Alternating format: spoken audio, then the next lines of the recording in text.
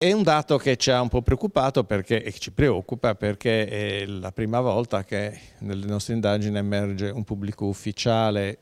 con delle caratteristiche particolari come un notaio, quindi è chiaro che gran parte delle transazioni passano attraverso i professionisti, passano attraverso anche i notai. È la prima volta, non avevamo mai avuto elementi per indagare un notaio e questo è un dato che va sottolineato proprio per la pericolosità e per la capacità di penetrazione che ormai ha la criminalità organizzata in Veneto. Il procuratore di Venezia Bruno Cherchi aveva esordito così nell'illustrare i risultati dell'operazione Avvoltoio, la seconda parte dell'operazione eseguita a marzo per contrastare le infiltrazioni 'ndranghetiste in Veneto da Guardia di Finanza e Carabinieri, che aveva portato all'arresto di 33 persone. Questa volta la difficoltà maggiore è stata l'omertà degli imprenditori e, elemento nuovo, il coinvolgimento di un notaio padovano di Saonara, Gianluigi Maculan. Nei suoi confronti il PM ipotizza un concorso nel reato di estorsione ai danni del costruttore edile Mario Borrella di Camponogara,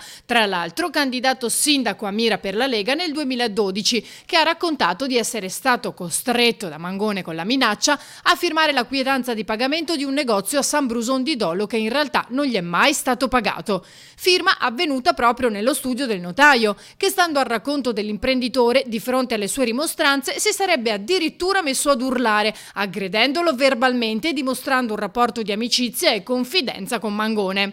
Il notaio si è detto sereno e si è messo a disposizione della procura per chiarire la sua posizione, precisando di aver agito in buona fede.